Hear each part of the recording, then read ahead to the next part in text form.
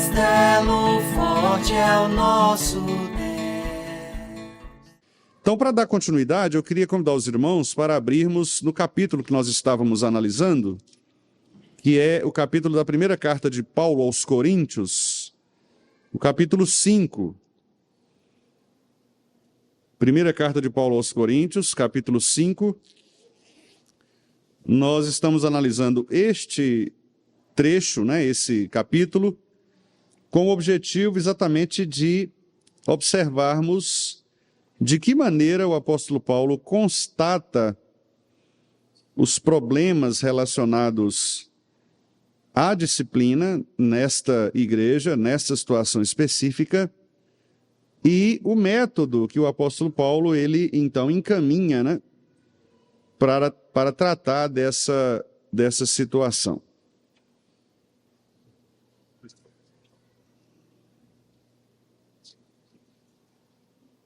Muito bem. Então vamos fazer a leitura do capítulo, meus irmãos. Eu vou fazer a leitura e os irmãos acompanhem, por gentileza, nas suas Bíblias. Então diz assim a palavra do nosso Senhor: geralmente se ouve que há entre vós imoralidade, e imoralidade tal como nem mesmo entre os gentios, isto é, haver quem se atreva a possuir a mulher de seu próprio pai. E contudo, andais vós ensoberbecidos, e não chegastes a lamentar, para que fosse tirado do vosso meio quem tamanho ultraje praticou?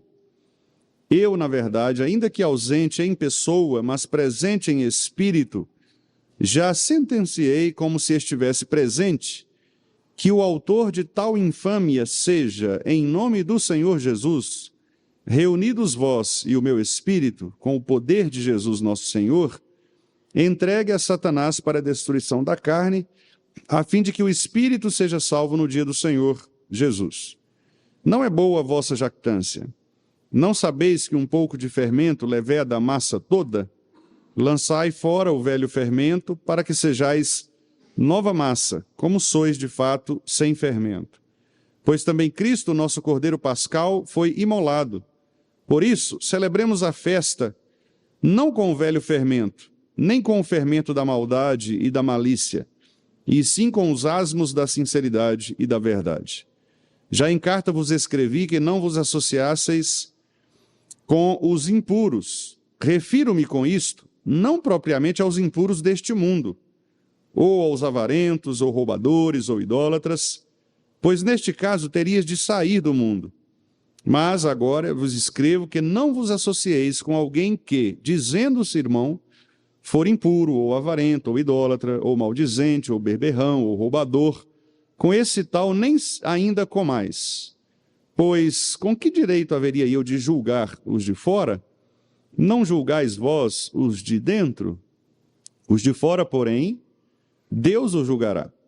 Expulsai, pois, de entre vós o malfeitor. Amém, meus irmãos. Vamos orar mais uma vez? Querido Deus, nós já estamos no aprendizado de Tua Palavra desde que iniciamos esta escola dominical, quando lemos o texto do Senhor a respeito da ressurreição de Teu Filho Jesus. Já cantamos louvores a Ti, já oramos ao Senhor em gratidão, em intercessão. E agora, Pai, nós Te pedimos que o Senhor nos ensine por meio da proposta deste assunto, o tema da disciplina, da sua importância e também do seu método na Igreja do Senhor, para que possamos crescer na graça e no conhecimento de Cristo Jesus e que vivamos por meio dele, dando a ele glórias, a Ti, de maneira, ó Pai, que possamos alinhar todas as nossas ações de acordo com a regra que é a Tua Palavra. Dá-nos ouvidos atentos, mentes arejadas, para que possamos entender, guardar no coração as Tuas palavras e nos ajustarmos a Ti. Pedimos-te isto em nome de Jesus. Amém. Muito bem, meus irmãos. Então, meus irmãos, apenas fazendo aqui uma breve recapitulação, do que nós já tratamos, nós falamos inicialmente do contexto da carta aos Coríntios, né? Nós destacamos aqui o fato de que Corinto era uma cidade muito importante naquele cenário grego, uma cidade grande, uma cidade com um potencial comercial e religioso muito grande, e por isso mesmo era uma cidade também sob fortes influências religiosas, né? Toda cidade grande, como as capitais, por exemplo, é o nosso caso aqui, elas são mais propícias, né? Mais tendentes a receber formas diferentes de religiões e de estilos de vida, né? No interior é menos comum a gente perceber essa diferença toda. No interior o pessoal é mais tímido, né? Mais ali caseiro, aquela amizade mais particular, né? Na capital, não. Geralmente, cidades grandes, cidades maiores, as pessoas são mais independentes, mais autônomas, elas têm mais liberdade, né? São menos vistas, menos julgadas no sentido particular. Então, Corinto era assim, era uma cidade com esse perfil. E, por isso, era uma cidade que recebia também muita influência, né? De todos os tipos de comportamento, de moralidade, né? E a igreja não estava isenta desse tipo de interferência, né?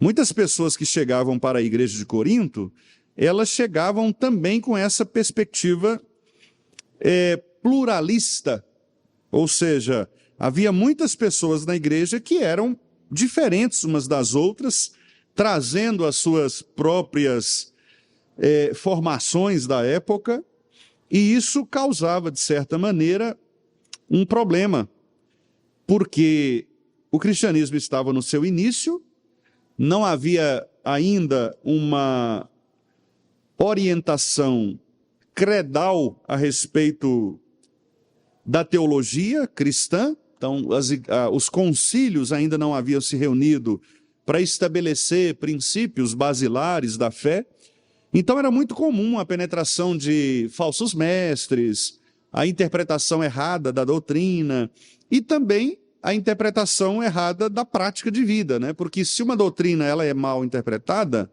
naturalmente ela gera uma prática de vida também errada. Nós vivemos de acordo com o que nós cremos, com o que nós professamos. Então, se a nossa teologia ela é errada, se ela é falsa, a nossa prática também será falsa. A gente tem duas palavrinhas para se referir a isso, né? Que é ortodoxia e ortopraxia. Ortodoxia é a teologia certa, a doutrina certa. E ortopraxia é a prática certa.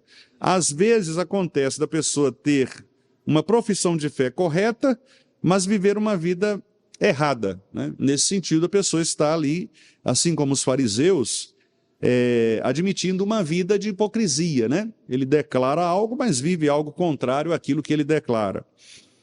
E às vezes tem o contrário também. A pessoa ela tem uma prática correta, mas ela tem uma doutrina errada. Por isso que a gente vê no mundo, às vezes, pessoas agindo de maneira correta, né? Tendo uma vida assim, social, uma vida ética, até elogiável, mas a base doutrinária dessa pessoa, o entendimento que ela tem a respeito de Deus, de Cristo, etc., é uma base falsa. Então, essas duas coisas precisam estar juntas, né? Eu preciso crer na verdade e usar esta verdade como fundamento para aquilo que eu faço. Desconectar essas duas coisas sempre nos trará algum tipo de problema.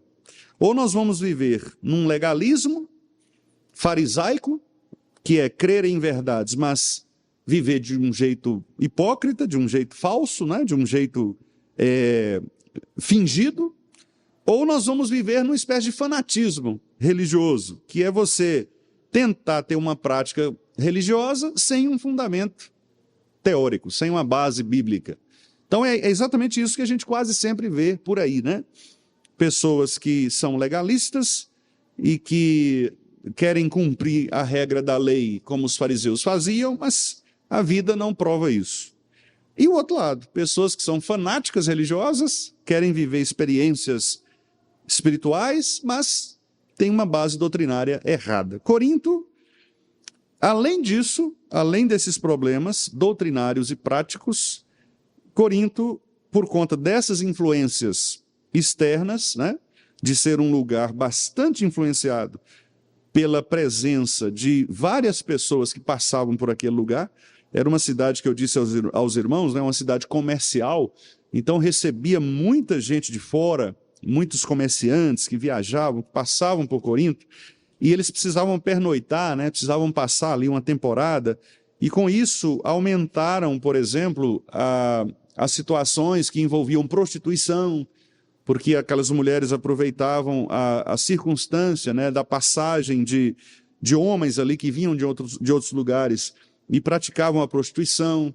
Havia também o problema da própria corrupção, né, de uma vida comercial bastante falha, por isso, inclusive, Paulo orienta que essas pessoas não deveriam fazer negócios, né, ou andar no jugo desigual com essas pessoas, que significa, naquele contexto, pessoas que faziam sociedade comercial com os ímpios, né? Então, era uma cidade bastante complexa. E a igreja, repito, não estava isenta disso, né? A igreja sofria com isso. A igreja tinha problemas relacionais, a igreja tinha problemas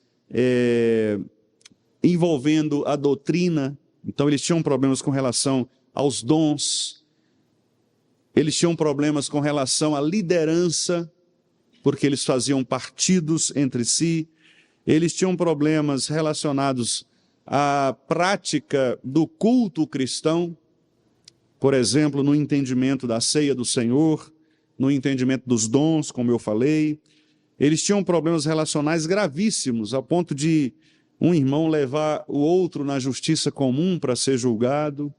Então, era uma igreja realmente bastante problemática. No entanto, Paulo chama esta igreja problemática de irmãos, o que já nos dá a ideia de que uma igreja, por mais pecados, por mais problemas que ela tenha, ela ainda permanece sobre um fundamento, o fundamento da palavra, o fundamento dos apóstolos.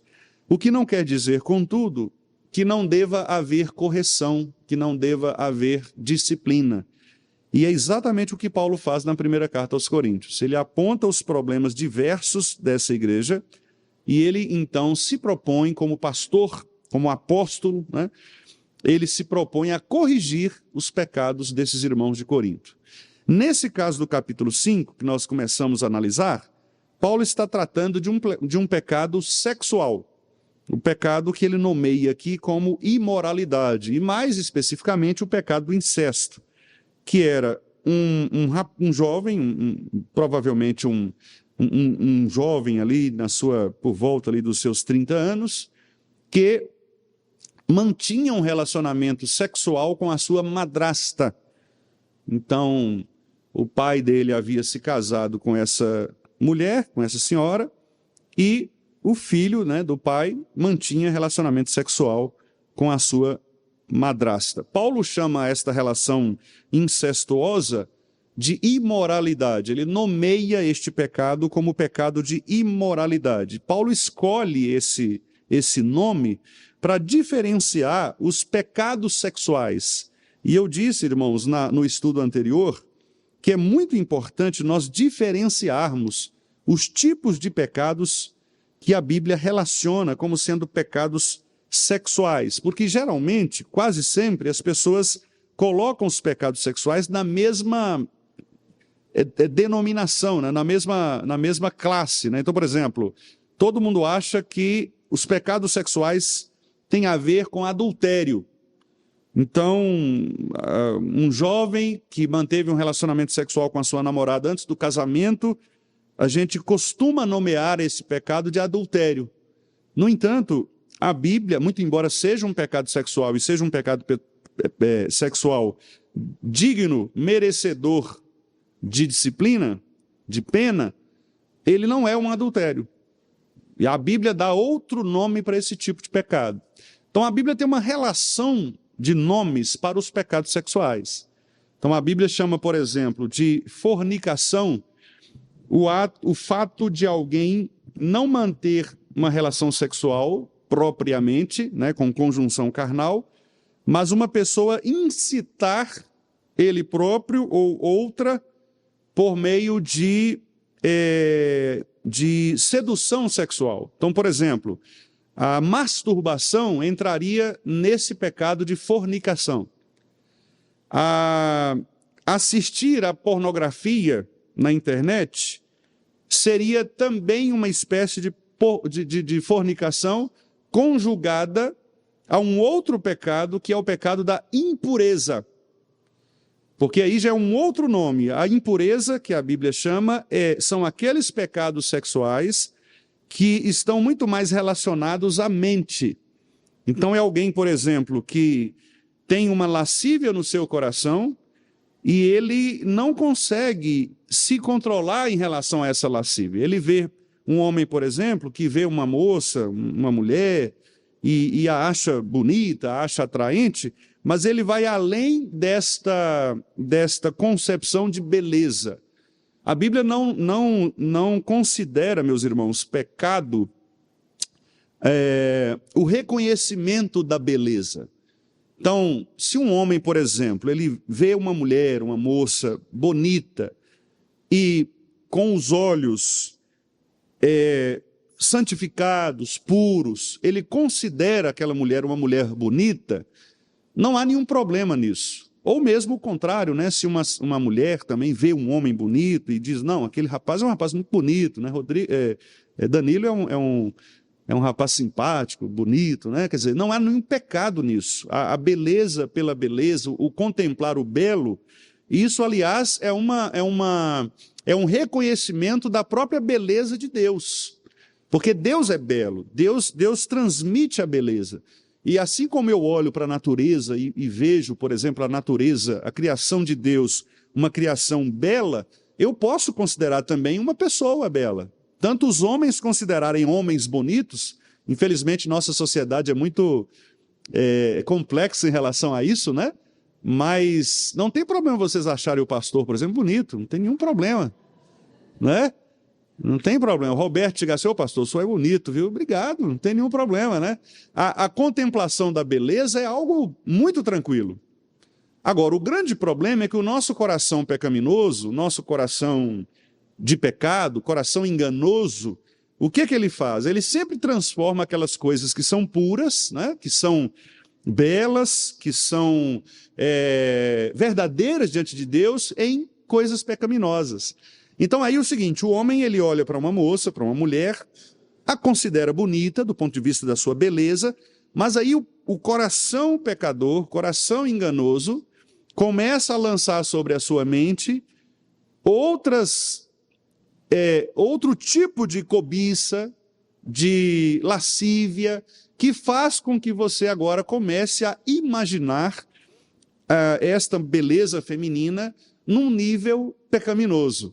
Porque aí entra, então, no aspecto do nível sexual, que é o que a Bíblia chama, né, que é o que Jesus mostra lá, que é o sentido de você desejar aquela mulher. Esse é o termo que Jesus usa, né, para se referir ao início do processo do adultério.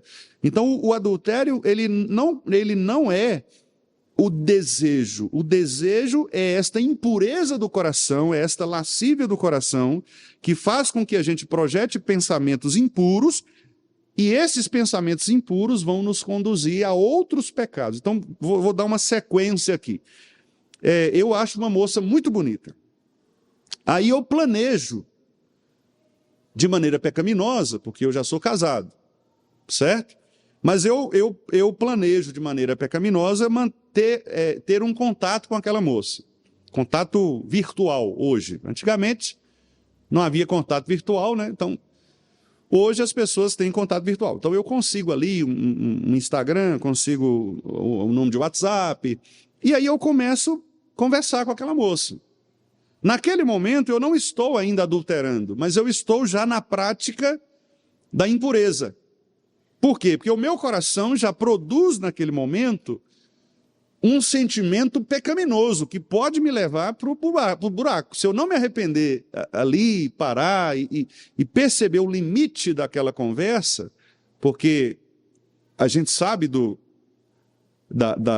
do engano do coração, né? Então a tendência é o quê? A tendência é aquilo se agravar. Então, tudo bem, eu começo a conversar e tal, e me torno ali amigo daquela pessoa, e vou começando, aí de repente vem as situações que envolvem situações de carências, né? Tanto da mulher quanto do homem, e aí a coisa vai se agravando, e aí de repente eu falo para ela assim, olha, manda uma foto sua para mim. Nisso de mandar a foto, eu já inicio um outro processo de pecado, que é o pecado da fornicação. A impureza do meu coração, a lascívia do meu coração me leva à fornicação. Ou seja, eu já vou agora num estágio pouco mais avançado, que é o estágio de começar a manipular sexualmente aquela pessoa. Ela me manda uma foto normal, vestida, tranquila, mas aí eu começo a elogiá-la para além daquela foto normal. Daqui a pouco ela me manda uma foto anormal. Aí começa o terceiro pecado, que é a fornicação e imoralidade. Eu começo agora a entrar no campo das intimidades sexuais, embora não tenha ainda tido a relação sexual, correto? Mas eu já conheço partes do corpo daquela pessoa pelas fotos. Eu já tenho ali algum acesso, eu já vou além do limite que Deus estabeleceu, que é o limite da roupa. A roupa existe exatamente para nos ajudar. A roupa é uma bênção de Deus. Porque é a maneira de Deus criou a roupa para Adão e Eva como uma forma de protegê-los da impureza. Porque agora, como os nossos olhos foram lançados no pecado e na depravação, eu não vou conseguir olhar mais para uma mulher se ela estiver mostrando partes do corpo que sejam atrativas naturalmente a mim como homem. Eu não vou conseguir mais olhar aquilo apenas com o olhar puro da beleza que Adão olhava para Eva. Mas agora eu vou olhar com a intenção lasciva no coração. Então a roupa precisa bloquear esta possibilidade de eu me atrair pelo outro, tanto homens quanto mulheres, né? Geralmente os homens são mais sensíveis a esta questão do ver, mas eu já vi depoimentos de algumas irmãs, por exemplo, falando de algumas roupas de alguns homens, né? Homem que usa blusa de botão aberta, né? Mostrando peitoral, os cabelos saindo assim pela, né? Calça apertada, tipo Zezé de Camargo, né? Então, essas coisas também causam problemas, não são só as mulheres. Às vezes a gente tem a tendência, né, de às vezes apontar só para as mulheres, fulano usa uma roupa decotada, assim, não sei o quê, mas os homens também não estão isentos.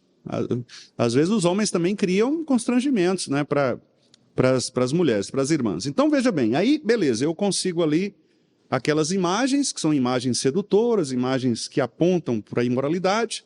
Mas aí o que acontece? Meu coração já não consegue mais ficar só ali no virtual. Porque aí já envolvem outras coisas. Eu começo a tocar o meu corpo, eu começo então a produzir na minha mente a possibilidade de me encontrar com aquela mulher. E aí, um belo dia, eu crio coragem, ou o próprio Satanás, né, coloca uma tentação ali na sua frente. Se forem pessoas próximas, então, mais risco né? Se você é um colega de trabalho, por exemplo, que você está vendo a pessoa, então ali, pronto, o último passo qual é? Marcar um encontro. E aí a coragem, aquela covardia inicial lá do início, né? Ela agora já começa a se dissipar. Você marca um encontro e nesse encontro você tem a relação sexual, adultério.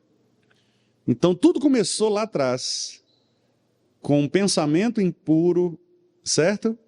Com a cobiça do coração, com a fornicação, com a impureza, com a imoralidade, até chegar no adultério. Então, veja que é um caminho. Por isso que Jesus diz assim, que quando você olha para uma mulher com intenção impura, no seu coração você já adulterou com ela. Quer dizer, Jesus não está falando que olhar para a mulher com intenção já é o adultério, mas ele está dizendo que se você olha com intenção, o processo do adultério já começa ali. Quer dizer, o pecado ele já dá início ali. Se você não cortar aquilo ali, você vai chegar na conclusão do pecado fatalmente. Porque uma coisa vai levando a outra. E não tem nada a ver com um abismo chama outro abismo. O texto ali é outro, tá? Já falei isso, né? Abismo chama outro abismo, é uma cachoeira. O barulho da cachoeira reverbera na outra cachoeira, tá? Mas a ideia é, um pecado, ele conduz a outro pecado, porque você vai tomando gosto pelo pecado. Por isso aquela ideia do AA, né? Dos alcoólicos anônimos. O problema é a primeira dose, porque a primeira dose ela dá coragem a você. Né? Você toma a primeira dose, não aconteceu nada. Aí você toma a segunda, não aconteceu, toma a terceira, daqui a pouco você se acostuma. E aí vai. É o caso das drogas também, chamadas drogas ilícitas. Né? O indivíduo começa ali cheirando alguma coisa, um perfume, um loló, uma coisa assim, daqui a pouco ele vai para uma maconha, daqui a pouco ele já está fraco, ele vai para um crack, daqui a pouco ele está fraco, ele vai para uma cocaína, com heroína, e aí vai, né? Só vai agravando, só vai intensificando o nível de vício. A mesma coisa é o sexo, irmãos. O sexo também vicia. Há pessoas viciadas em sexo. Não só em droga, bebida, mas há pessoas viciadas em sexo. Gente crente. Há um número que, obviamente, eu não sei citar, porque eu não tenho estatística sobre isso, até porque, como é um tema muito sensível, né? É difícil você fazer uma pesquisa, né? As pessoas não vão revelar, porque é uma situação muito, muito íntima. Mas, de acordo com alguns conselheiros bíblicos, né, que são especialistas nessa área, se nós de fato divulgássemos o número de pessoas crentes que se dizem viciadas em pornografia, por exemplo, nós ficaríamos assustados. Talvez é um número muito maior do que um vício em outra coisa, né? Então, os pecados sexuais, eles são de fato graves. E, meus irmãos, os pecados sexuais, eles são pecados como os outros pecados.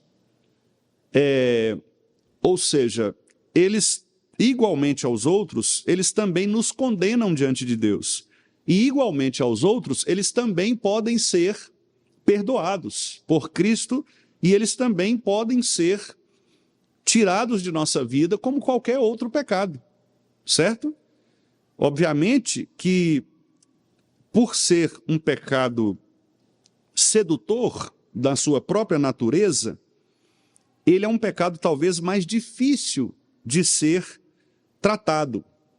Uma pessoa que tem um vício em pornografia, por exemplo, às vezes ele vai ter que tomar algumas decisões radicais. Eu não sei se eu contei para os irmãos já, se eu já contei, desculpa, né, para aqueles que já sabem a história, mas eu li certa vez um conselheiro cristão aconselhando uma pessoa, um jovem, né, um homem ainda jovem, que era representante comercial, e ele viajava muito, e ele ficava muito tempo sozinho, em hotéis, né, pousadas, essas coisas, que é próprio da profissão, né? A pessoa viaja e vai pelas cidades apresentando os produtos, ou entregando os produtos, e ele infelizmente, caiu na prática da pornografia, né, do vício por sexo, porque ele ficava pouco tempo com a esposa, e naturalmente, se você fica pouco tempo com o seu cônjuge, você, né, acaba sendo tentado a buscar outros recursos, né? Aí eu vou fazer um parênteses. Irmãos casados, não se abstenham da relação sexual com o seu cônjuge. Paulo fala isso lá, aqui mesmo em Corinto, ele fala assim, olha, cuidado porque Satanás, ele tenta vocês nessa área. Ele fala assim, ó, não fiquem, vou parafrasear, não fiquem muito tempo sem manter relação sexual, porque o diabo pode tentá-los. A não ser que vocês queiram se dedicar à oração, então dê um tempinho, façam um pacto juntos, limitem o tempo, mas não fiquem longe um do outro. Porque, meus irmãos, Satanás é astuto mesmo. Certo? Então, aí um conselho aos irmãos casados e aos que vão se casar, com a graça de Deus, né? Pela fé que nós temos em Cristo, eles vão se casar, né? Já pensem nisso, né? De considerar o sexo não o ponto mais importante do seu casamento, mas um ponto importante do seu casamento. Ele não é menos importante do que outra área. O catolicismo romano, infelizmente, criou essa teoria, né, porque eles queriam, por conta de questões econômicas, né, dos padres não se casarem, etc. E aí, isso criou muitos problemas na Igreja Católica, a gente sabe, não é segredo para ninguém, problemas relacionados, por exemplo, à pedofilia, né, são situações lamentáveis dentro da Igreja Católica. Há quem diga que o Joseph Ratzinger, por exemplo, saiu porque ele fez uma investigação muito profunda, né, no Vaticano, e uma das razões por ele ter sido substituído pelo Francisco foi exatamente o fato de que ele queria retirar os padres que eram acusados de pedofilia, né? E há muitos casos, por exemplo, de padres que são acusados e eles são mudados de paróquias porque a Igreja Católica tem muita dificuldade de tratar dessa situação para não expor exatamente a denominação. Então, por exemplo, se um padre for descoberto, né, mantendo relação sexual pedófila, então ele tem que ser tirado. E aí isso causaria um escândalo para a igreja, para a comunidade. Então, assim, eles protegem de certa maneira, né? Isso eu já ouvi, inclusive, de próprios de padres, né? Eu tive professores e amigos, né, que são padres, são arcebispos, e às vezes a gente conversava sobre essas coisas. E alguns deles me disseram, olha, às vezes a igreja protege exatamente para não ter esse tipo de situação, né? Existem padres sérios, no sentido de serem castos, né, de se levarem a sério o seu juramento. Mas há outros que não são, assim como há pastores também. Há pastores também que, infelizmente, são inclinados aos pecados sexuais, né? Às vezes a igreja até percebe ou suspeita ali em alguma situação, mas em alguns casos são casos não tratados mesmo, que é exatamente esse caso aqui, de Paulo. São situações em que a igreja vê, mas faz vistas grossas, mas há casos em que a pessoa esconde mesmo, né? Até que um dia estoura, como a gente viu recentemente aí, né? Um pastor, inclusive, de uma igreja evangélica que foi acusado, né, de pedofilia. Então há casos. E por isso os pecados sexuais eles são graves, porque eles trazem, como são pecados que geralmente são praticados inicialmente às escondidas, o indivíduo, quando ele é pego, geralmente a ferida já é muito grande. Esse é o problema. Porque, por exemplo, vamos supor, um pecado de ira, né? Eu estou aqui, de repente eu estouro, e brigo, e xingo, e nós vamos para a briga mesmo, as vias de fato. Ali todo mundo está vendo, então a coisa estourou ali, né? Mas o pecado sexual não. Geralmente ele é feito às escondidas, né? O indivíduo ele não se expõe, então ele vai criando ali e tal, e quando a coisa estoura, aí já, assim, é o estado terminal. Não tem mais como tratar, no sentido de tratar veladamente, né? Você acaba tendo que expor a situação e, obviamente, isso é muito triste, é muito ruim, é muito desgastante, né? Para todo mundo envolvido. Então, meus irmãos, voltando lá, né? Cuidado com essa questão da ausência sexual, né? O marido e a esposa precisam manter relação sexual, obviamente, irmãos, consensualmente, né? De maneira que um satisfaça o outro na medida do entendimento deles, né? Óbvio que não há uma frequência ordenada, não há nada disso nas Escrituras, mas as Escrituras claramente dizem, não deixem de manter relações sexuais se vocês são casados, porque vocês podem ser tentados nisso. Deixa eu voltar lá no exemplo. O representante comercial, então, ele viajava, e ele se viciou em pornografia, porque ele ficou distante da esposa. E aí, coitado, né? Coitado no sentido humano do termo. Ele não tinha como se satisfazer, porque ele estava ausente da esposa, e ele procurou o pior dos recursos, né? Inicialmente, que foi a prática da pornografia. Então ele chegava nos hotéis, e já desesperado, ia lá, e já conseguia o Wi-Fi do hotel, e entrava em sites pornográficos, né? Começou a fazer contato com mulheres de sites, né? Desses sites de encontro, etc. E aí só que aquilo foi incomodando, ele era um crente de verdade, e aquilo foi incomodando seu coração, e ele buscou um conselheiro, né? E o conselheiro cristão, o conselho que o conselheiro deu para ele foi um conselho difícil, mas naquele momento era o único remédio que ele poderia ter. Ele diz assim, olha, a única forma de você cortar essa situação é você não ter contato com aquilo que promove a situação. Então, embora seja o seu trabalho, ou você vai ter que mudar a forma do seu trabalho, não viajando mais, para não ficar sozinho, ou você leva alguém com você, de confiança, para te vigiar ali, quando você estiver no quarto, e você não vai sair sozinho, mas só com essa pessoa, ou você desliga todos os aparelhos.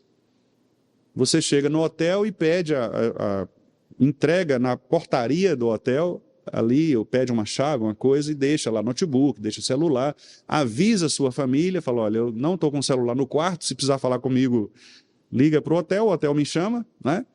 É uma maneira. E aí esse rapaz ouviu o conselho e seguiu esta última opção. Então, eu não me lembro se foram 10 meses ou um ano, foi algo assim.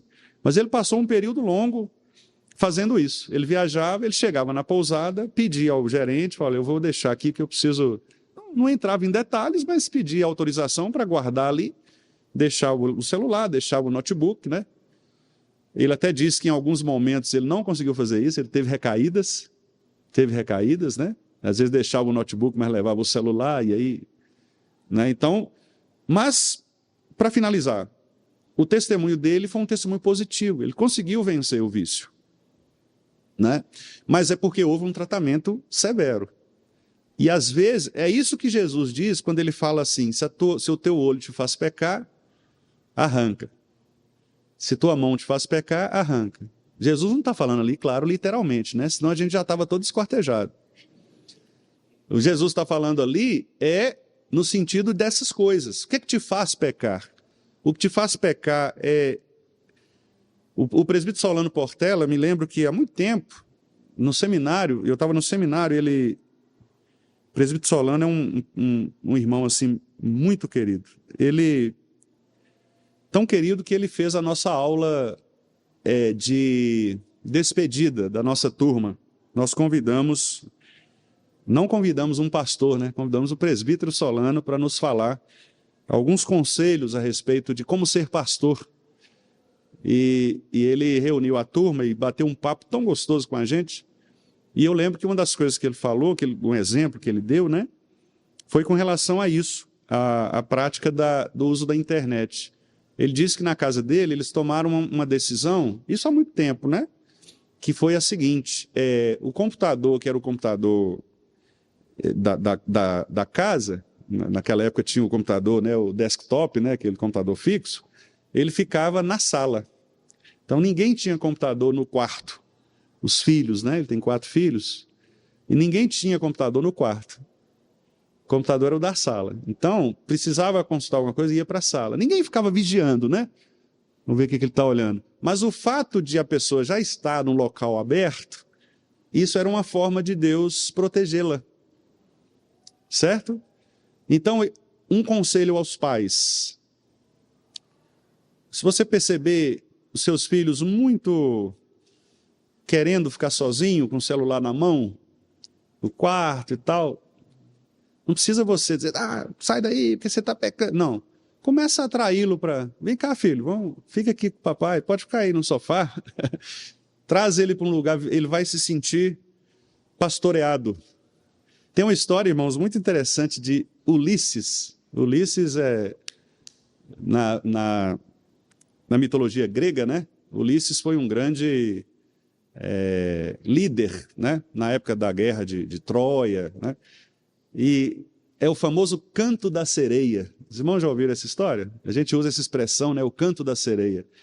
Isso aconteceu com Ulisses. Eles estavam no navio e eles iam passar por uma região do mar, que era uma região em que havia sereias, e essas sereias, elas cantavam, e o canto dessas sereias seduzia irresistivelmente. O cara que ouvisse o canto da sereia, ele pulava no mar. Só que era um engano, porque quando ele pulava, a sereia pegava e levava e o cara morria. Era um engano, né? Ele era enganado, ele era seduzido pelo canto da sereia. Por isso que a gente usa essa expressão, né? Ouvir o canto da sereia. Ou seja, você ouvia e você vai achando que é bom, Chega lá, é uma armadilha, né? Ulisses começou a querer pular. Aí, o que os amigos fizeram? Amarraram ele no mastro. Pegou o mastro do navio e amarraram. Não, Ulisses, você não pode ficar só. Vamos... E amarraram o Ulisses lá, ficou presinho no mastro. Né? Esse é o que conta a mitologia, né? A gente geralmente usa essa ilustração para dizer o seguinte: quando a pessoa ela tem determinado vício, você tem que amarrar ela no mastro. O que significa amarrar no mastro? Você tem que tirar dela os gatilhos, as coisas que vão atraí-la. Então você tem que ter uma forma de ela saber que você está de olho nela. Você está de olho nela.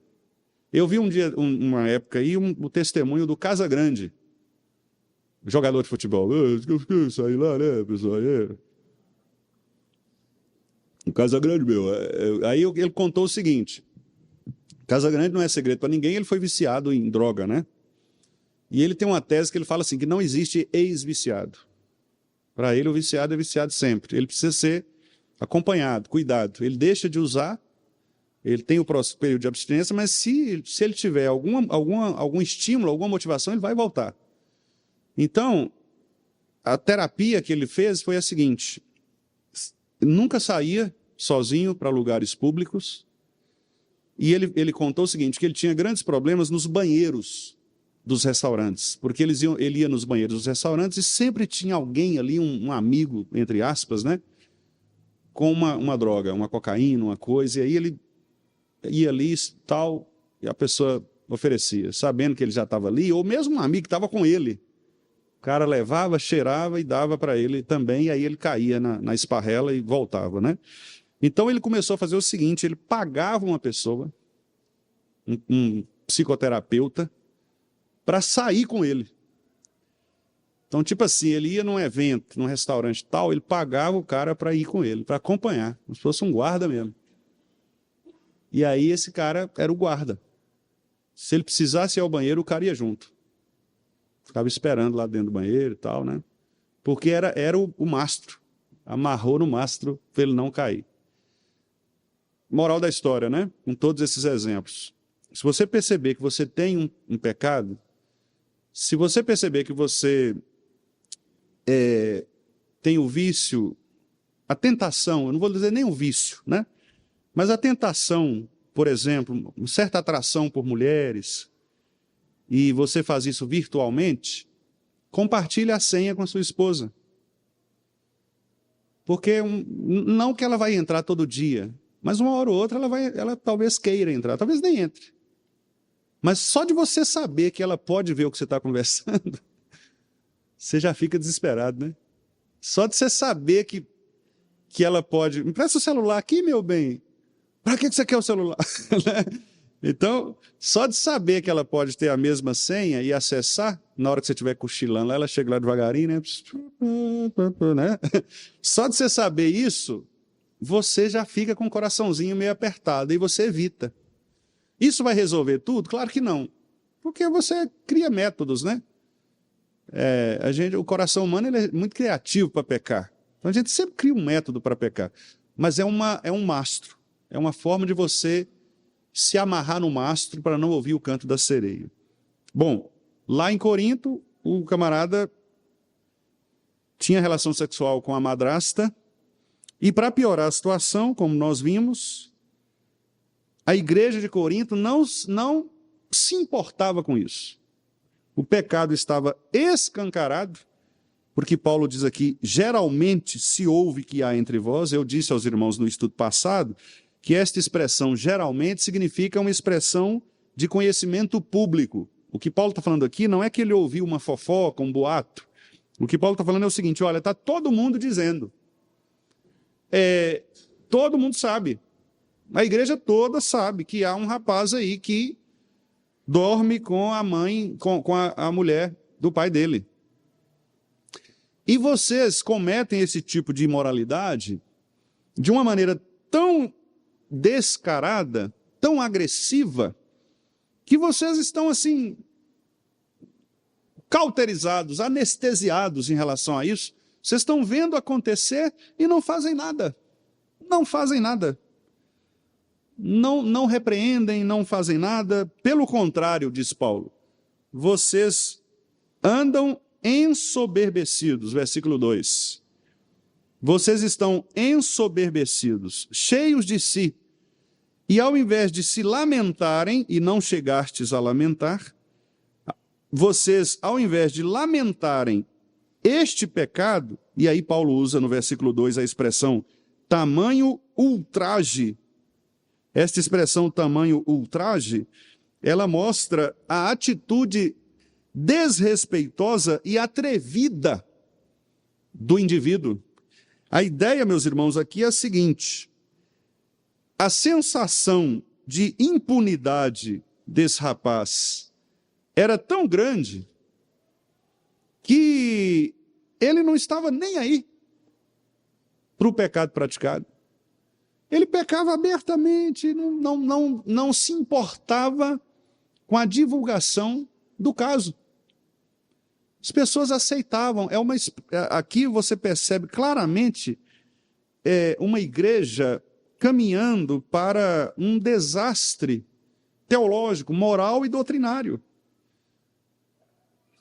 Meus irmãos, quando Paulo, lá em Romanos, no capítulo 1, ele descreve a decadência do ser humano, se os irmãos quiserem abrir lá, só para que vocês possam acompanhar aqui o meu raciocínio, a partir do versículo 18 de Romanos 1, esse é o texto mais clássico, mais instrutivo a respeito do caminho da depravação total, que é como que a queda no pecado, lá em Adão, como que ela afetou o ser humano. Essa talvez seja a descrição mais clara e mais contundente de Paulo. De Paulo não, de toda a Bíblia, né? Em relação a essa situação. Vai do versículo 1:18 até o capítulo 3:19. Toda essa sessão, vocês podem ler em casa, vocês vão ver que do 1:18 ao 3:19 é Paulo falando acerca da natureza humana caída. Natureza humana caída. Quem é o homem sem Deus? Quem é o homem ímpio? E aí no versículo 18 ele diz que a ira de Deus ela se revela do céu, né, contra toda impiedade, perversão dos homens que sufocam a verdade. Deter aí é sufocar, abafar, é trocar a verdade pela injustiça, pela prática ímpia. Porque o que de Deus se pode conhecer é manifesto entre eles. Deus nos manifestou quem ele é. Como? 20. Por meio dos seus atributos invisíveis, o seu eterno poder, sua própria divindade. Nós claramente reconhecemos isto, esta soberania de Deus, essa existência de Deus, a partir das coisas que foram criadas. Final do versículo 20. Por isso, se Deus manifestou, os seres humanos são indesculpáveis. Por quê? Versículo 21. Porque tendo o conhecimento de Deus a partir da criação, eles não glorificaram como Deus, nem deram graças a Deus. Pelo contrário, eles se tornaram nulos em seus próprios raciocínios, quer dizer, criaram para si, né, seus próprios entendimentos, e isso fez com que os seus corações se tornassem insensatos. 22. Eles acham que são sábios, mas são loucos. 23. Mudam a glória de Deus, que é incorruptível, na imagem de um homem corruptível, quer dizer, cria deuses, né? Aves, quadrúpedes, répteis. Por isso, 24, aí começa. Deus entregou. Essa expressão Deus entregou, ela vai aparecer 3 vezes. Versículo 24, versículo 25, 26, aliás, os entregou Deus, certo? E versículo 28, o próprio Deus os entregou. Então ela aparece 3 vezes, aí dá um sermão presbiteriano certinho. 3 pontos. Certo? Deus os entregou a quê? Primeiro, a imundícia, pela concupiscência de seu próprio coração, para desonrarem o seu corpo entre si. Olha só, o primeiro pecado que Paulo nomeia é o pecado sexual. É a desonra do próprio corpo. Não é curioso isso? Depois ele vai colocando os outros. Mudaram a verdade em mentira, adoram e servem. Depois ele no 26, né, entregou a quê? paixões infames, de novo, pecado sexual. As mulheres não querem mais se relacionar com mulheres. Os homens, versículo 27, não querem mais se relacionar com mulheres e querem se relacionar com homens, né? Foi isso que eu disse antes, né? Eu falei errado. Falei errado. 26. Mulheres não querem mais se relacionar com os homens. Elas querem mulheres. Lesbianismo. 27. Homens não querem mais se relacionar com mulheres, querem se relacionar com homens. Homossexualismo. Se inflamaram mutuamente em sua sensualidade, cometendo torpeza. Torpeza, que é um outro tipo de pecado sexual, que é mais agressivo a Deus, porque aquilo que é torpe é aquilo que é, além de agressivo, é algo inútil. Por isso que a Bíblia fala assim, palavras torpes, são palavras agressivas e que não produzem nenhum tipo de edificação. Então, a relação homossexual e a relação lésbica são relações que, além de alterarem o curso da natureza, são relações que também demonstram esta torpeza, que é esta rebeldia contra a lei de Deus e também esta transgressão que não se vê nem mesmo entre os animais. E recebendo em si mesmos a merecida punição de seu erro. E o 28, eles desprezam o conhecimento de Deus, e Deus então os entrega a uma disposição mental reprovável para quê? Praticarem coisas inconvenientes. E aí nessas coisas inconvenientes, tem um tanto de coisa aí, né? Malícia, avareza, maldade. Os irmãos percebem que os pecados sexuais, eles vêm em primeiro lugar nesta lista de Paulo. Não é uma lista exaustiva, ou seja, Paulo não nomeia aqui todos os pecados, mas ele indica que a perversão do coração humano, quando esse coração humano se desprende de Deus, a forma mais agressiva, a forma mais visível de esse ser humano demonstrar o pecado é por meio dos pecados sexuais. Então, onde se avoluma a ausência de Deus no coração das pessoas, mais cresce a perversão sexual. Essa é a ideia. Por isso que os pecados sexuais, eles são considerados na Bíblia pecados que para Deus eles são mais abomináveis, são mais nojentos, porque lembram que eu disse também no primeiro estudo? Quase sempre os cultos aos ídolos eram motivados, eram cheios de pecados sexuais. Havia muita orgia, havia muita prostituição, os cultos dos prostitutos cultuais, né? Então as mulheres mantinham relações com os homens para oferecer essa relação aos ídolos, ao Deus ali que exigia este tipo de relacionamento. Algumas das seitas modernas, a gente tem isso também, o líder da seita, geralmente, ele se relaciona com os seus pupilos, né, com os seus discípulos, e a relação sexual é como se fosse um batismo, né? Há alguns líderes que fazem isso. E há algumas coisas, irmãos, assim, absurdas, que a gente fica até sem graça, né, sem jeito de nomear. Mas eu já vi casos, por exemplo, de líderes religiosos afirmarem que o sexo oral, homens praticando sexo oral com meninos, eu já vi um líder espiritual dizendo que o sêmen que ele produzia e que era engolido pelo adolescente era uma espécie de batismo espiritual. Né? Então, me perdoe os irmãos pela citação, mas é porque eu quero chocá-los mesmo, para vocês verem a que ponto chega a depravação do homem. E isso é o que nós sabemos, né? Isso é o que é divulgado, isso é porque alguém descobriu né, foi denunciado. Mas e aquelas situações que a gente não conhece, que a gente não sabe, né? E aquelas situações que ainda não foram descobertas? Então são coisas absurdas. Claro que Deus vai punir essas pessoas, né, com o devido rigor da sua ira e da sua lei.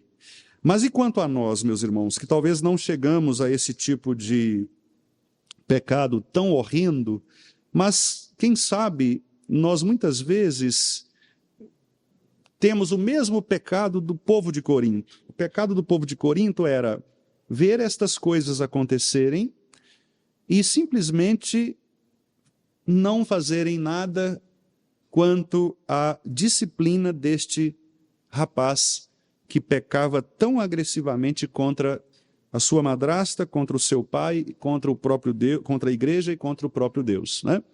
Então eles estavam ensoberbecidos, eram pessoas vaidosas. Aqui eu faço uma anotação aqui que é a seguinte: quando Paulo diz contudo, no versículo 2, e contudo é uma conjunção, né? Essa conjunção, ela serve para... Eu vou ler o meu textinho aqui. Essa conjunção serve para contrastar o princípio esperado com a prática, com a realidade praticada. Ou seja, nós esperamos uma coisa, mas eles estão fazendo outra. Ninguém deveria duvidar que entre os crentes um pecado de tamanho ultraje seria combatido com veemência. Quer dizer, a gente esperaria que uma pessoa que tem uma relação sexual com a madrasta deveria ser punida. É o que se espera. Contudo, no entanto, mas essa, quer dizer, não era a prática daquele povo. Então, eu digo aqui, todavia, o que se viu foi o inverso. Um pecado horrendo, sendo acolhido e passando totalmente despercebido pela comunidade e sem a devida punição. Aí Paulo dá a razão pela qual essas pessoas não se interessavam ou faziam vistas grossas. Ele diz assim: andais ensoberbecidos, né, que é o versículo 2. E eu digo aqui o seguinte, repare que Paulo diz andais. Não era, portanto, um comportamento isolado, mas uma prática contínua. Eles estavam se comportando dessa maneira porque isso se tornou o estilo de compreensão deles acerca dos pecados praticados em seu meio. Ou seja, era uma questão cultural. Eles abordavam esse pecado como um aspecto da... Era comum, aquilo... isso nós já estamos acostumados com essas coisas, né? Gente, o pastor de vocês, ele aconselha as irmãs mais jovens sozinho na igreja, sem ninguém. Não, mas isso é normal, a gente confia no pastor, o pastor é gente boa demais, o pastor não, coitado, é tão puro de coração, né? Vai deixando e ninguém abre os olhos, pastor, cuidado. Esses dias eu recebi um pedido de aconselhamento e eu achei tão interessante. Eu já aconselhei algumas irmãs aqui e todas elas eu fiz questão de nós ficarmos no salão. Eu não fiquei ali na salinha, né? Mas eu falei, vamos ficar ali, que é mais arejado e tal. Porque eu sei que Dona Sirlene está passando por aí, que seu Wilson está passando por aí, sei que está aberto ali, né? Então, quando eu não tenho alguém acompanhando. Mas, por exemplo, visitas. Nós sempre fazemos visitas acompanhados, não é, irmão Edson? Irmão Edson, principalmente, né, que tem me acompanhado. Por quê? Porque é um perigo. Então, sempre levar alguém. E um dia desse eu recebi um pedido de aconselhamento de uma jovem, e ela mesma falou comigo, pastor, o senhor pode levar a sua esposa, viu, se o senhor quiser. Aí eu falei, que bom, né? Por quê? Porque, que maravilha, olha a sensibilidade, a preocupação pastoral dessa menina. Porque é bom, mesmo que talvez minha esposa não ficasse ali para ouvir, mas está ali, né? Está ali, pode... É muito importante isso, irmãos. A gente pode falar, pastor, não, mas o senhor não vai... Irmãos, aquele que pensa estar em pé, veja que não cai. A gente tem que ser muito prudente, evitar situações de risco, né? Quando Paulo fala para Timóteo lá, fugir da impureza, essa é a ideia de Paulo, é porque é o seguinte, quando você está vendo, você foge, não fica flertando, chegando perto, para parecer que você é mais forte. Não, eu vou lá, não acontece nada comigo. Esse é que cai. Esse é exatamente porque o camarada ele se acha forte, entendeu? E aí ele é traído por essa fortaleza imaginária, né?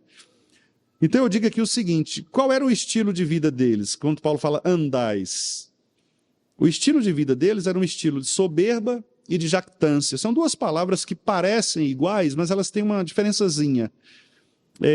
Soberba tem mais a ver com o que a gente chamaria de arrogância. Uma pessoa soberba é aquela pessoa que não dá ouvidos para uma correção. Então, tipo assim, você fala, olha, fulano, você está errado, tal. Não estou errado, não, errado é outro, não sei o quê. É o soberbo, aquela pessoa que não se deixa repreender. O jactancioso é uma pessoa inflada, cheia de si, autossuficiente. É o que nós chamaríamos, talvez mais próximo, de orgulho. É aquela pessoa que tem aquela vaidade, né? E a palavra vaidade é interessante, porque vaidade vem da palavra vã, que é a mesma coisa de vazio, né? Então a palavra vaidade, ela é tipo um balão grandão, cheio de ar. Ele é levinho, não tem nada dentro. Se você bater uma agulha, ela fura, estoura. Mas ele ocupa espaço. Você pega um balãozão assim, ele ocupa espaço, mas ele não tem nada. O vaidoso é isso. Ele é aquele cara que parece que é muito importante, mas ele chega assim falando para os outros, é porque eu fiz isso, fiz aquilo, não sei o quê. Quando você vai ver, se você estourar o balãozinho dele, coitado, se bobear, não tem nem onde cair morto, né? Então é isso, é o vaidoso. O vaidoso espiritual é aquele cara que se acha espiritualmente capaz. É o cara que, não, eu sou membro da igreja há tantos anos, não sei o quê, bebê. Aí você olha para a vida do indivíduo, ele comete pecados de um novo convertido, uma pessoa imatura, né? Ou seja, ele é infladão. Mas não tem nada, se apertar ali, estoura. Então é isso que é o jactancioso. O pessoal de Corinto estava assim, arrogante, não queria se deixar corrigir e inchadões, né? Achando que... Por isso que ele diz aqui, né? Paulo diz no versículo 2, estáis ensoberbecidos e não chegastes a lamentar. Porque uma pessoa orgulhosa, ela não lamenta, ela não percebe o pecado, ela... Irmãos, a coragem de algumas pessoas é tão grande que são assustadoras. Tem gente que faz coisas assim que você fica... Uma pessoa, por exemplo, que trabalha com... Já vi situações assim também na igreja, né? Tesouraria. Tesouraria é outro campo também, não é um pecado sexual, mas eu vou citar como um desses pecados que você tem que, às vezes, amarrar no mastro, né? Igual Ulisses. Tesouraria. Se você deixa uma pessoa na tesouraria que tem problemas nessa área de administração, sozinho, você não pode esperar outra coisa. Eu já vi situações, por exemplo, do cara rapar o caixa da igreja todo, né? E por quê? Porque não tinha um acompanhamento. Então, quando o conselho da igreja, por exemplo, faz alguns tipos de procedimentos, como, por exemplo, uma comissão de exame de contas, não é que o conselho está desconfiando do tesoureiro, não. É para dizer ao tesoureiro o seguinte, irmão, nós estamos aqui com você. Se você for tentado a ponto de... Saiba que tem alguém aqui que está olhando, está com você, está te pastoreando. Então, esse acompanhamento, esse pastoreio, ele é fundamental. Não é por desconfiança, não é por desconfiança da pessoa, mas é por desconfiança da nossa natureza. Da nossa natureza. Entendeu? Eu trabalhei muitos anos em Januária, né? Como os irmãos sabem, que é uma cidade, eu viajava praticamente todos os dias, 170 quilômetros para ir, 170 para voltar. Todo dia, né? E muitas pessoas me pediam carona. Inclusive mulheres, professoras, alunas, né? Meus irmãos, eu já tive vontade de dar carona. Mas e o coração? Aí, quando eu precisava dar carona, já aconteceu algumas vezes, eu sempre levava mais alguém. Inclusive, teve até uma época em que eu, para tentar economizar o custo, né, porque eu ia no próprio carro, para tentar economizar, eu tentei combinar caronas. Aí eu falei com o Fernando, amor, não dá não. Primeiro porque eu não tenho paciência de ficar fazendo o trabalho de taxista, né? De ir na casa da pessoa, de tal, é muito ruim, quebra o horário da gente. Segundo, que você corre o risco, você não sabe quem vai entrar no seu carro. Não sabe. Uma pessoa que trabalha profissionalmente, não, é diferente. Por exemplo, aqui na igreja tem irmãos que trabalham com Uber, com táxi, né? Já trabalha com táxi. Aí não, é profissional, você tem lá, é tudo registrado. Mas carona não tem registro de nada. Você não tem aplicativo, não tem nada. É livre, né? Você não sabe quem está entrando. Então o risco é grande. Então eu tinha muito cuidado. E assim, esses anos todos, se eu tiver dado aí 5 caronas, é muito. Porque eu procurava horários que ninguém ia me pedir carona, sabe? Às vezes eu desviava do caminho para não passar ali, para a pessoa não pedir. Não é que eu não queria servir, mas é o risco que eu imaginava correr. Imagina você viajar 170 quilômetros com uma pessoa do lado é um risco, 1h30 de viagem ali, né? 1h30 que eu fazia, né? Geralmente é 2 horas, né? Eu estou brincando, eu não corro assim, não. Mas 1h30, mais ou menos, né? 1h40 de viagem. Corro não, meu bem, corro. E aí, depois eu vou contar para vocês uma situação que eu passei. O policial me parou, mas eu conto depois. Deixa para servir de exemplo no sermão, né? Aqueles exemplos. Então, irmãos, fugir dessas coisas. A gente precisa ter o cuidado, né, de fugir dessas coisas. E o povo aqui de Corinto, não, eles não lamentavam, estavam soberbos, né? E eu escrevo aqui o seguinte, ó. É de fato lamentável a descrição que Paulo faz desses crentes de Corinto. Aqueles que deveriam ser os primeiros a lamentar seus pecados e se prostrarem diante da cruz do Senhor, como cristãos separados para testemunhar a luz da glória de Cristo ao mundo, estavam agora orgulhosos de serem filhos de Deus, sem contudo perceberem que suas ações negavam suas declarações de fé. Aqui está então o terceiro destaque. Eles não lamentavam os pecados cometidos em seu meio. Aí eu cito aqui o pastor Calvino, comentando esse texto, ele diz assim: pode-se perguntar por que deveriam chorar os pecados de outrem? Por que a igreja deveria chorar os pecados de um membro, né? Por que nós devemos chorar quando um membro peca a ponto de precisar ser disciplinado, por exemplo? Aí Calvino responde: para isso apresento 2 razões. Em primeiro lugar, uma vez que existe comunhão entre os membros da igreja, o fato é que todos eles seriam afetados pela apostasia da parte de um deles. Esse é o primeiro ponto. Nós somos irmãos em Cristo. Então, se o meu irmão pecar, eu serei atingido, porque eu tenho comunhão com ele. Lembra da analogia que Paulo faz da igreja como corpo.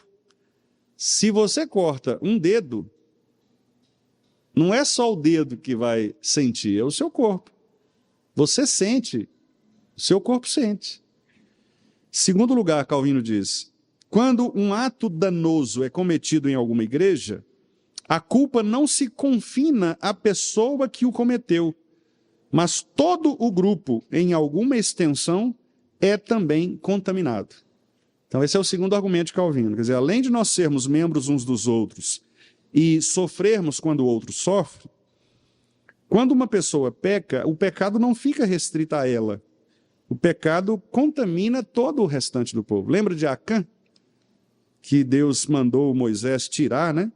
Porque o pecado dele contaminou o povo. Então, muitas vezes, uma igreja, meus irmãos, ela não cresce, ela não se desenvolve, ela não prospera por causa do pecado de um. Aí você pode pensar, mas o que eu não estou prejudicando a igreja, mas está não no sentido, você não prejudica no sentido físico, mas você prejudica no sentido espiritual, porque a partir do momento que você mantém comunhão, mas vive uma prática pecaminosa, você afeta aquele grupo, aquela comunidade, como por exemplo o caso de Acã, que recolheu coisas lá, trouxe coisas que Deus havia dito para não trazer. E enquanto ele manteve aquilo escondido, o povo penou. Então, se eu mantenho um pecado escondido, se eu não me disciplino, me corrijo, ou sou corrigido, né? A igreja continua capengando. Então isso começa a nos mostrar exatamente a necessidade da disciplina, a necessidade. Por que a necessidade é importante? Eu digo aqui, por que a disciplina é importante? Eu digo, é nesse ponto, portanto, que fica demonstrada a necessidade clara da aplicação da disciplina. O apóstolo Paulo quer que a igreja de Corinto perceba que a conivência e a convivência, né, tanto ser conivente, ou seja, aceitar, quanto conviver com o pecado, trarão consequências desastrosas para todo o corpo. É um sinal claro de apostasia. Paulo afirma que não é boa a vossa jactância. O argumento que o apóstolo utiliza é de proliferação viral, tipo a Covid, né? Uma contaminação rápida e completa. Ele usa para isso a metáfora do fermento, versículo 6, parte B. Ele fala, não é boa a vossa jactância. Ele diz, né, não sabeis que um pouco de fermento leveda a massa toda? Ou seja, os seus leitores ali sabiam que o fermento era usado para levedar, atingindo toda a massa. Então eu digo aqui, um pecado individual, quando não corrigido, contamina toda a igreja. E aí eu cito Calvino de novo. Pode-se facilmente inferir disso que é dever de cada igreja prantear os pecados de seus membros individuais, como se as desgraças domésticas fossem envolver o corpo todo. E não há dúvida de que uma piedosa e justa correção começa quando nos dispomos a inflamar-nos de zelo pela santidade através do descontentamento com o erro, porque, do contrário, a severidade virá saturada de amargura. Olha que interessante, né? Então, Calvino diz aqui o seguinte, nós precisamos sofrer pelos pecados individuais, tratar desses pecados individuais de uma maneira justa e piedosa, ou seja, não é como severidade, que ele coloca aqui, para não produzir amargura naquele que é disciplinado, mas a disciplina é uma disciplina amorosa, é uma disciplina que de fato piedosa, que visa ao tratamento do doente. Então, se alguém está doente, você não vai dar a ele um remédio para matá-lo. Você vai dar a ele um remédio para curá-lo. O tratamento, portanto, deve ser de acordo com a doença. Umas menos, outras mais. Se for uma dor de cabeça simples, você dá uma dipirona, uma novalgina, um paracetamol. Não é? Mas se for uma dor mais intensa, você vai dar uma morfina, por exemplo. Então a dose ela é diferente. Aqui também é assim, você trata de acordo com a circunstância. Portanto, a disciplina ela não deve ser a mesma para todos.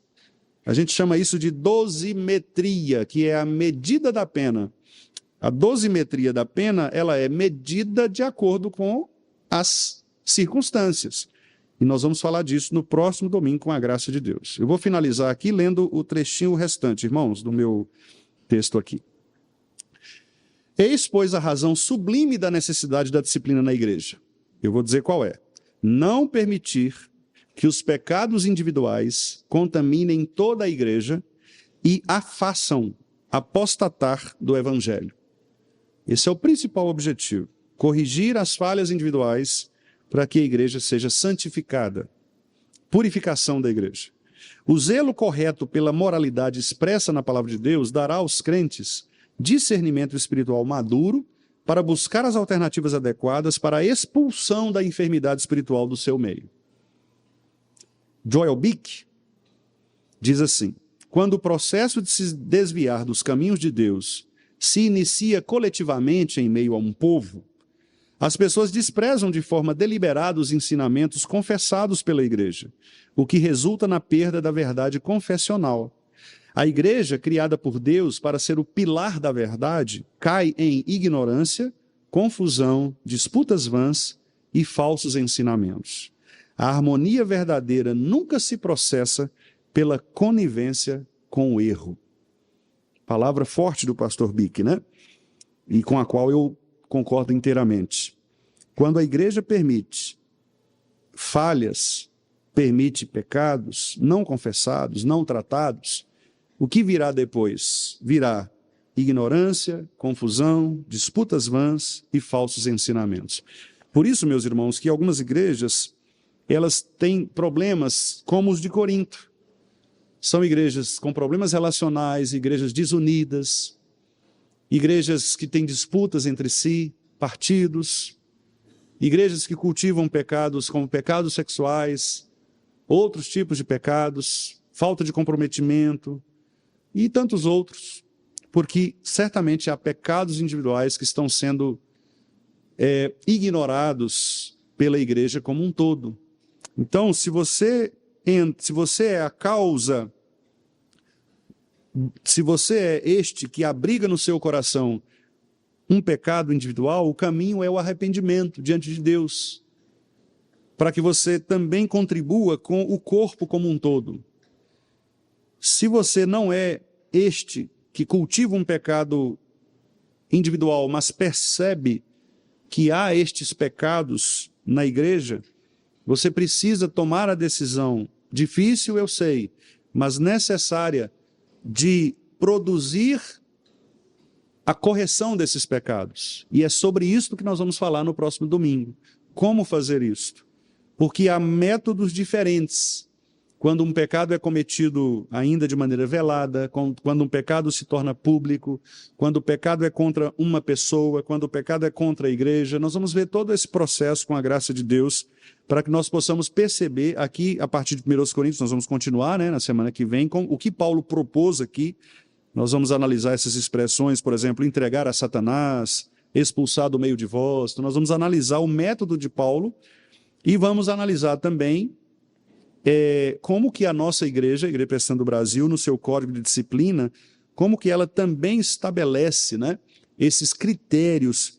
E nós vamos voltar também lá em Mateus capítulo 18, que é um texto muito importante que estabelece também esse método, que é aquele texto que diz assim: quando estiverem 2 ou 3 reunidos em meu nome, eu estou no meio deles. E ali a gente usa para reunião da igreja, não é?